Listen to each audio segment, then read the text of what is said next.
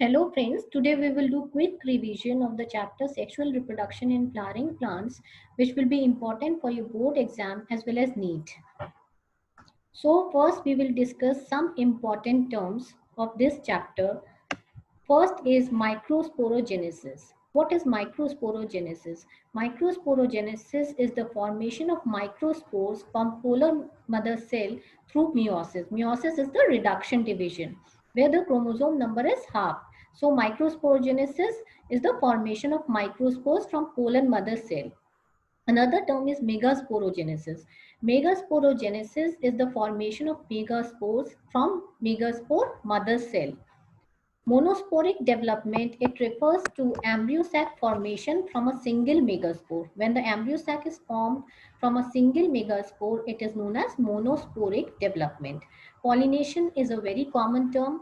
We know it. Pollination is the transfer of pollen grains from anther to stigma of the pistil. We know that anther is the male part of the flower and stigma is the female part. So it is the transfer of pollen grains from anther to stigma. Now, autogamy, we know it is a type of pollination and it is transfer of pollen grains from anther to stigma of the same flower. This pollination occurs in the same flower. Gymnogamy is the transfer of pollen grains from anther to stigma of another flower of the same plant. So, in gymnogamy, pollen grains are transferred from one flower to another, but the plant is same. Xenogamy is the transfer of pollen grains from anther to stigma of different flower. Now another term is artificial hybridization. Artificial hybridization is used for crossing different species to combine desirable characters to produce superior variety. So if we will cross two different species, we can get a superior variety with the help of artificial hybridization. Now emasculation is used for the removal of anthers from the floral bud before the anther dehisces. So we remove the anthers from the bud before the anther dehisces, and the term which is used is emasculation. Another term is bagging.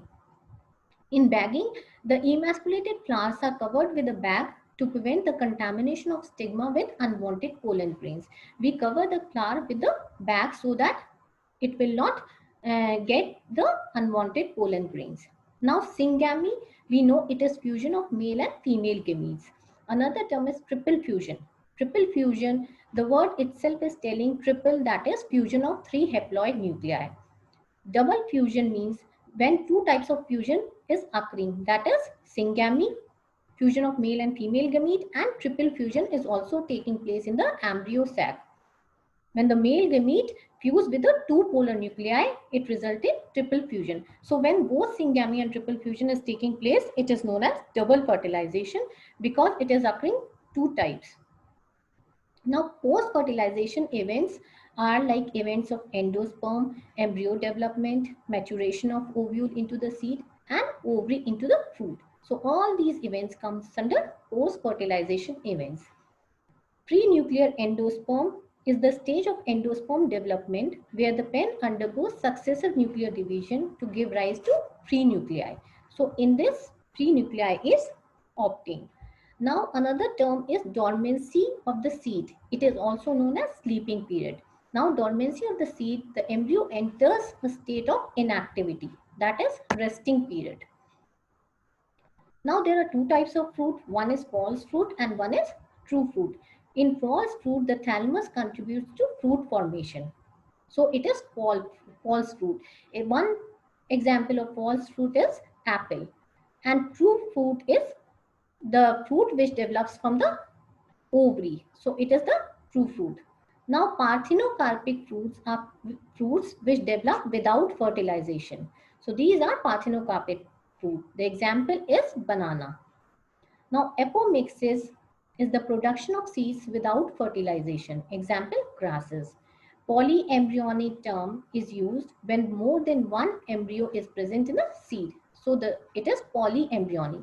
Now we know that filament is the male part.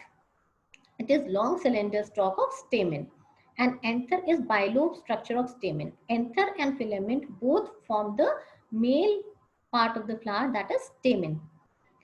Diathecous is two theca in each lobe of anther. When two theca are present in each lobe of anther, it is known as diathecous. Now, tapetum is the innermost layer of microsporangia, and it is providing nourishment to the embryo. Sporogenous tissue is compactly arranged homogeneous cells in the center of microsporangia. Microspore tetrad, we know it is a cluster of 4 microspores. Pollen grains, we know it is male gametophyte.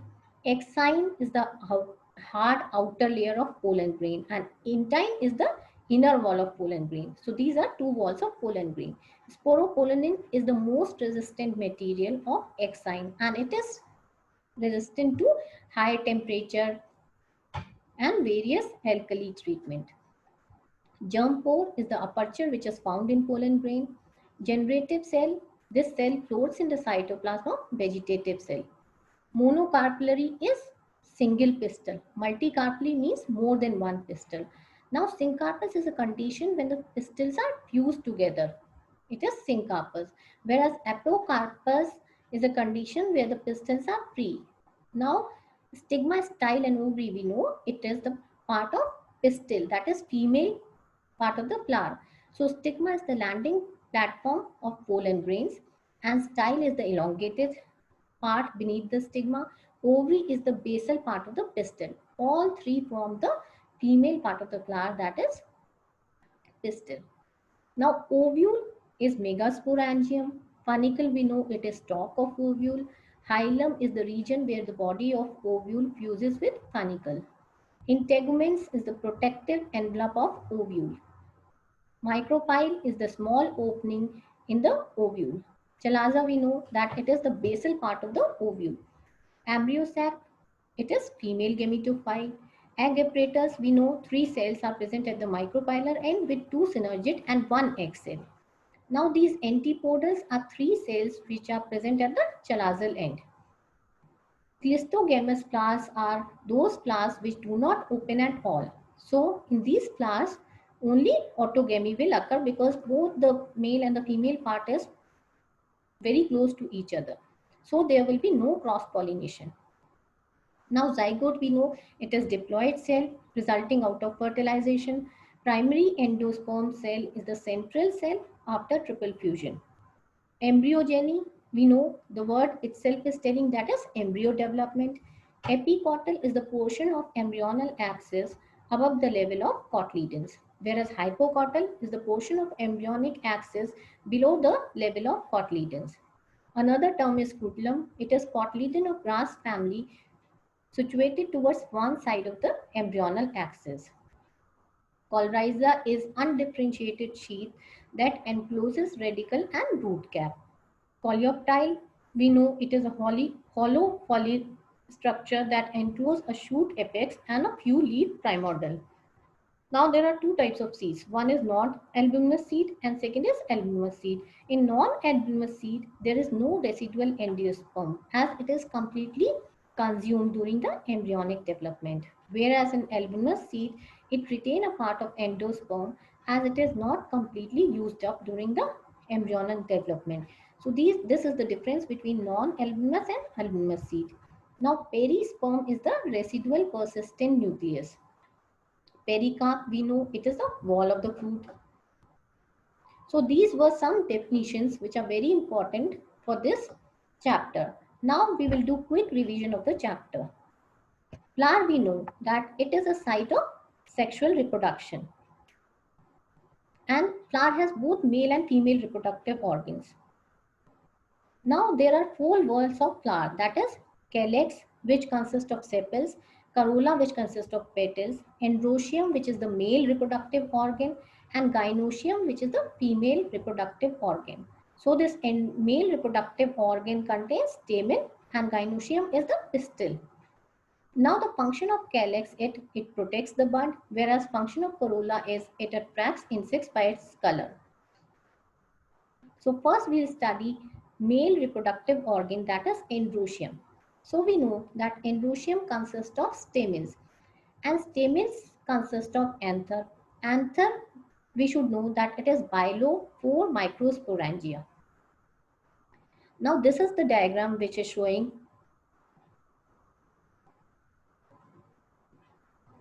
This is the diagram which is showing the LS of different parts. This is anther, we can see. This is anther, this is the filament, this is stigma, this is style, and this is ovary. So what happens during pollination? This anther releases the pollen grain and it is transferred to this stigma, and here the pollen tube grows and it will ultimately lead to fertilization. So this is the showing just the different parts of flower. Now we will discuss microsporogenesis. The process of formation of microspores from the pollen mother cell through meiosis is microsporogenesis. Now tapetum, we know it is the innermost layer of microsporangium and cells have dense cytoplasm. Generally it has more than one nucleus which nourishes the pollen grain. Now this what happens, this microspore mother cell, it divides by meiosis and it forms microspore, and from microspore pollen grains are formed which are haploid. Now pollen grains have two walls, one is exine and second is intine. Exine, we know it is the outermost layer and it consists of sporopollenin. This sporopollenin is very resistant to high temperature, drought, alkali condition. So it is hardest natural substance known. Now intine is made up of cellulose and pectin. Now mature pollen grains have two type of cell. One is vegetative cell, which is large, and smaller one is generative cell. So we should remember both the names, that is larger one is vegetative cell and smaller one is generative cell. Now this generative cell forms two gametes by mitotic division. Pollen grains are shed at 2-cell and 3-cell stage. This is again very important, that pollen grains are shed at 2 and 3-cell stage. Now we will study gynoecium or carpel, which is the female or reproductive organ of the flower. Now we should know that each carpel consists of three parts, that is ovary, style and stigma. Now ovules are attached to the ovary by placenta. The stalk of the ovule is panicle. Hilum is a region where the panicle is attached, and micropyle is a pore for the entry of pollen tube to bottom. So this is the structure of the ovule. It is showing chalaza, nucleus, antipodal cell is there, micropyle is there. This through micropyle the pollen tube will enter and it will reach the embryo sac, inner integuments. This is hilum and this is panicles. So it is the structure of anatropous ovule. Now we will discuss development of embryo sac from the megaspore.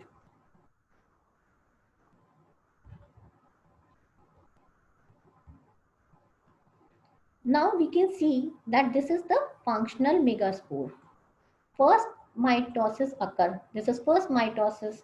Now because we know that mitosis, the cell, from one we get two types of cell because it is not reduction division. Now from first mitosis we get megagametophyte 2 nucleated stage. Now after second mitosis we will get megagametophyte 4 nucleated stage, as there are 4 nucleus. Now after third mitosis we will get megagametophyte 8 nucleated stage. This nuclear migration, and here the nuclear migration and cell wall formation starts. So here it is 8 nucleated stage. Now this is the diagram of the embryo sac.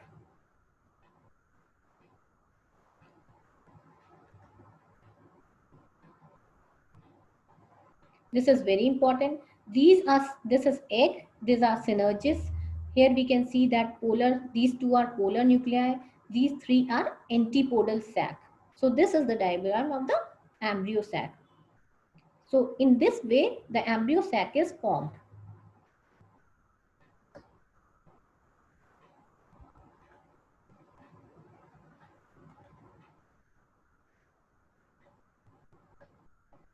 Now we will study megasporogenesis. Now megasporogenesis, in megasporogenesis, the megaspore mother cell, it divides by meiosis and it is 2n, that is it is diploid. Now from it megaspores are formed, 4 megaspores are formed. Now, which are haploid. Now, out of these 4 megaspores, 3 megaspore degenerate and only one remains functional. Now, the functional megaspore, which is haploid, it divides 3 times by mitosis, resulting in 8 nucleated stage, which is embryo sac.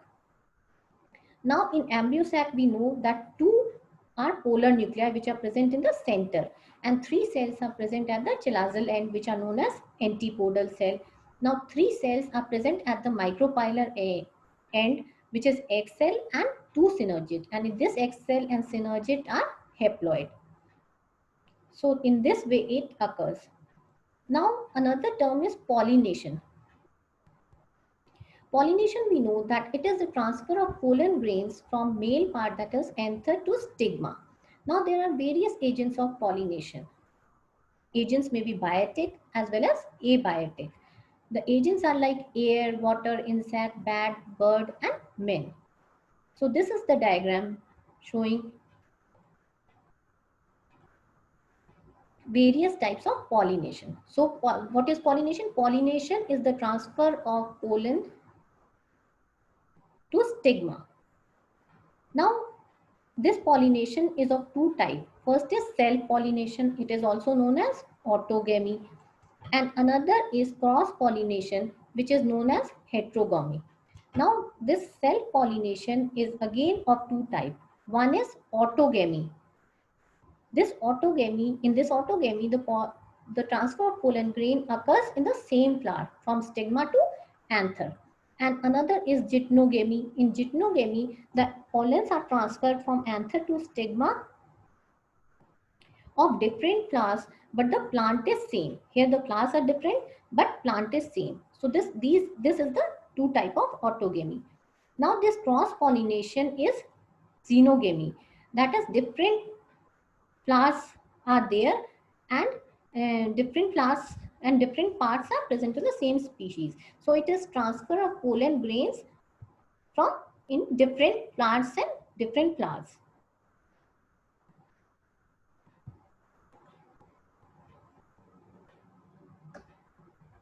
Now another term is double fertilization. Now we know that pollen grains germinate on stigma and pollen tube grows through the style. Now this pollen tube, it reaches the micropyle and releases 2 male gametes into the embryo sac. Now fertilization, we know that it is the fusion of male and female gametes to form the diploid zygote. We know that zygote is diploid because male gamete is haploid, female gamete is haploid, n plus n is 2n, that is zygote is diploid. So syngamy is the fusion of one male gamete with egg resulting in zygote, that is diploid.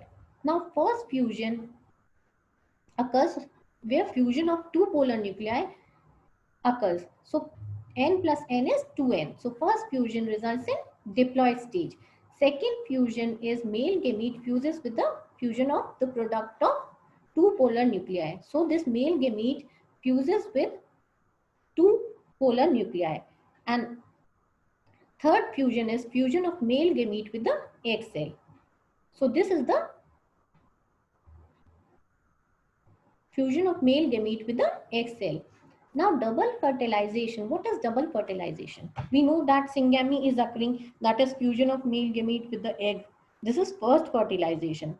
Now in second fertilization, we know that fusion of the polar nuclei with the male gamete is there, which is known as triple fusion because two nuclei are of polar gamete and one is male gamete, so it results in triple fusion. Now when both these fertilization take place, that is syngamy and triple fusion, it is known as double fertilization because fertilization is occurring two times, so it is known as double fertilization.